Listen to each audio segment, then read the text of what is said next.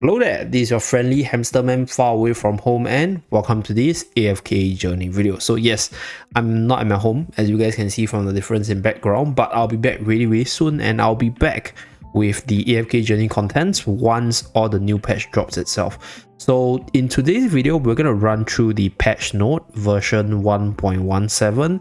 So this patch note has been leaked earlier on Reddit, but I was kind of busy with the Sword of Cavalaria content on my other channel, Zeeebo, so do remember to like and subscribe if you're also playing Sword of Cavalaria. So right now we are back on the official platform where they talk about the different new stuff available. So I'll be including some pictures on screen to let you guys see the new costumes as well as the different cosmetic items that are shared on Reddit itself. So first, let's start with the timing of the patch. It will drop on the 2nd of August, 7:00 UTC to 8:00 UTC. Okay, so take note of the timing if you are somebody who's min-maxing on your timings for the logins itself.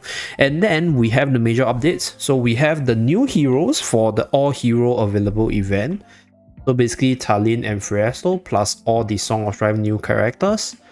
So the lock-in days required to draw a hero will be reduced from 7 to 5, meaning we can get all these new heroes in 40 days, right? Including the ones that we were missing previously. Okay, that's good.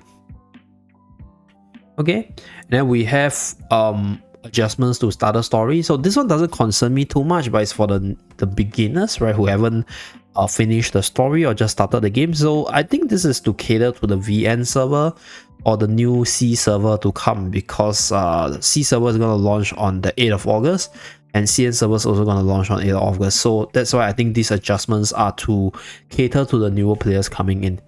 Okay, so we have unlock conditions for map areas, Arcane Labyrinth and Trail of Abyss. So these are things which I cannot run through because my account is way past the starter story, so I won't be able to see all these changes myself, unfortunately. And then we have the training manual rewards from Primal Lord, okay, as well as the display of the starting level for Resonant Synergy from 240 to 0 without changing the stats or level up bonuses it provides. Okay, I mean, it's just a display change, so it doesn't matter that much, at least for point 2C. Okay, so let's move on to point 3. Added a new hero affinity reward here that grants invite letter upon reaching. Okay, good. More invite letters, the more the merrier. New skins for Odie and Sisia. Okay, so I'll be including their skins on screen. Pretty sexy, pretty hot for Sisia's one. But the thing about Odie's one is very weird because we just got one for Odie in the Song of Strife season. I didn't know. Well, is Odie really that popular? I mean, this unit is pretty versatile, right? So I guess a lot of people probably has Odie. So releasing a skin for a character that most people have is a good idea, but man, I don't think Odie needs a new one because the Song of Strife one looks really good in my honest opinion. So that's that. Then there's some summer theme costumes or skins in the cosmetics. Okay. Then there's a new fishing mode. Okay. So now are we going to become a fishing simulator instead? I don't know, we shall see what the fishing simulator entails for the game. Okay, well, when it officially releases tomorrow. So there's a new story quest before it rains. Okay, that's pretty much it for version 1.17. I think 1.17 is not like massive. Like these are basically stuff which were mentioned in one way or another. So there's not much for me to be super excited about. I'm more excited about like what the new hero is about, right, when Ludovic leaves in the next few days. So I think that will probably come in the next few days as well, so we can wait for those new stuff to be announced. But this is it for the version 1.17 major update portion. The next one, let's talk about the experience optimization. Let me just run through briefly and see whether there's any important stuff to talk about. What? Allows you to reclaim the unused instant AFK rewards. Okay, this will be very beneficial for very casual players who doesn't log into the game on a daily basis to claim their instant AFK rewards. Okay, adding several daily quests that will grant you extra rewards. Okay, extra rewards as in extra points or additional rewards on top of 100 points. Okay, this one is interesting. Yeah, because I'm still doing my dailies. I still log in daily to claim my instant AFK rewards. But I would be interested to see how much more rewards we can get, right? I assume it's just easier for you to clear to 100 points, but it could also be a beyond 100 points treasure chest system where we can actually get more stuff on top of the things that we are already getting. Okay, so image illustration, so not so important. Point number 4, and mark your friend. Okay, point number 4 is good in a sense, right? For those of you guys who are in like the more competitive server, I think hitting your guild mates or your friends could be a taboo, so this is actually a really great addition to just highlight whether or not this person is your guild mate or is it your friend, so you don't go into friendly fire in this game modes itself. Okay, feature to view the challenge records. Oh wait, is it like just like a history feature to showcase, like, I mean, there's already a bunch of records in Dream Realm, right? Maybe for Primal Lord we don't have it, but there's already quite a bit of like replay features as well as like key record sharing on Dream Realm. So I don't know what this 5th point is going to entail. Maybe top scores, but I mean, every single time on the Dream Realm site the points get updated daily and then it's already there, so a bit questionable for point number 5. So we'll wait until it's released to talk about it if there's something interesting to talk about. Then we have a feature that can automatically change the heroes in your squad. Okay, I don't understand point number 6, so I'm not going to talk too much. Reducing the rate at which damage dealt by seasoned Dream Realm bosses increases over time in endless mode. Okay, just changing damage numbers. Okay, using the extent of screen brightness changes when the hero uses their ultimates in certain modes. Okay, so the temporal shards was mentioned in my previous video. So they talked about giving temporal shards for people below top 100. So 10 temporal shards equals to 1 temporal essence. So just an alternate source of temporal essence income for those of you guys who are struggling to get into the ranks for your servers itself. Okay, point 10 is okay. 11. Oh wow, okay, 11 is good. 11 is a massive quality of life improvement because it optimizes the record feature in certain modes to recommend formations aligned with your hero progression. Because like, for example, if like, let's say if I recommend you a Skalita team, but your Skalita is only what, like legend tier, obviously she's not going to perform compared to somebody who has her at supreme tier with the insta kill ability. So recommending the best formation or the better formation to clear through the stages based on your own progression is definitely a good addition. So I think from what I can observe so far, right, a lot of this optimization is catered towards making quality of life better, as well as setting the tone right for newer players from the CN as well as the Asia server. So it is, I'll say, like a good step forward because I think a lot of people has already left the game, and people who are staying in the game would definitely be a lot happier with all these positive quality of life changes anyway. So pretty good. I think in general all the pointers are pretty well covered in terms of like the things that we need as old time players.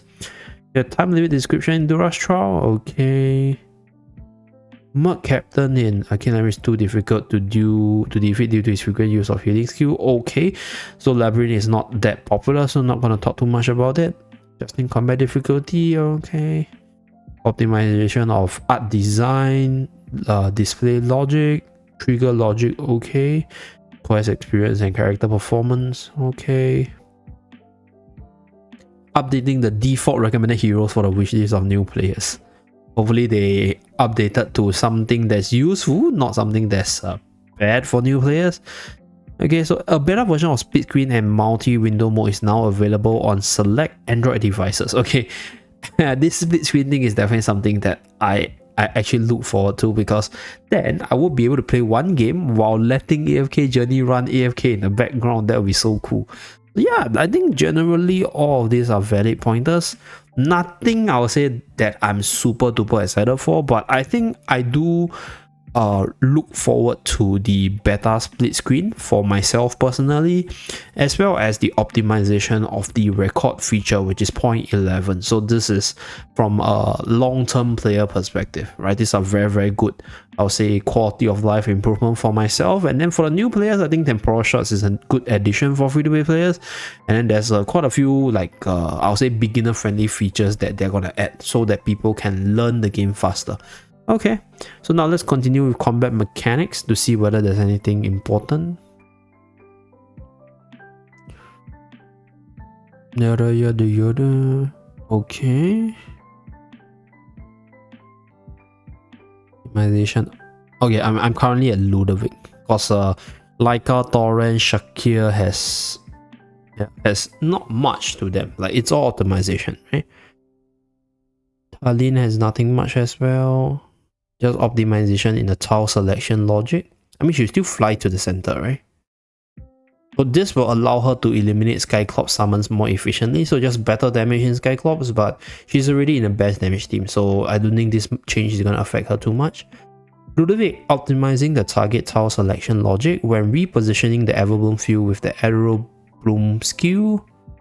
The field will now prioritize covering the weakest ally while covering as many enemies and allies as possible. This is definitely a buff to Ludovic because this Arrow Bloom was used as an offensive tool that's able to heal the ally, so being able to optimize the coverage of the skill is really important to make him better, right? At least in terms of the Dream Realm side of things, for more HP percentage damage. Okay, so Citrana's one.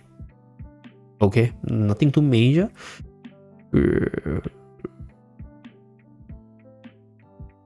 What?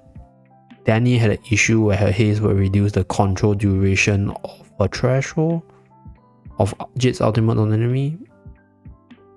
Okay, I mean, to be honest now, I think Danny's greatest problem is not exactly like the lack of control, more like I think she's not like, how do I put it, like there's just not a lot of decent team you'll put her in. Yeah, like the meta teams don't need her. You can use her obviously, but then like you don't need her. So, and if you have Torrent, then most free-to-play players won't invest in her anyway. So I don't think this is that massive, but I could be wrong. Like I could be missing something along the line where like this control duration thing, right? This control duration increase could be like something big for her. But for me, I don't see a massive change here. So next we have point number 8. Okay. Fix the issue where Vaporeon will burn more HP than usual when creating Dark Vipers. Oh, okay. So this is for battle drills only. So nothing too major, to be honest. Yeah, and Vaporeon's not actually that good for battle drill anyway, so nothing too important. So with regards to the combat mechanics, I think Ludovic's one, I'll say it's probably the bigger buff. Talin's one to a certain extent for Dream Realm bosses, even though she's really pretty good for Skyclops, and the rest I'll say it's either not big or it's just an optimization for display itself. So nothing too major, right? Bug fixes, nothing too major as well. Not gonna cover Honor Duel adjustments. Okay, not a major fan of Honor Duel, so not gonna cover it extensively. So if you guys are interested, I'll probably work from it. Let me know down in the comment section below if you guys want to see Honor Duel related contents. Okay, so that's pretty much it for the version 1.17 patch note. So let me know what you think about this patch. In general, I personally feel like this is a patch to prepare for the new servers, right? More like releasing of a bunch of new stuff, because like the skins as well as the costumes, honestly speaking, I think it's not what we really need content wise, but at least we have something before the actual CN release as well as the Asia release, which will probably bring some big stuff for us as well, because they are all in sync with our own timeline. So that's it. Thank you very much for tuning in. Let me know your thoughts in the comment section down below, and I will see you guys again in more AFK Journey videos. Bye guys.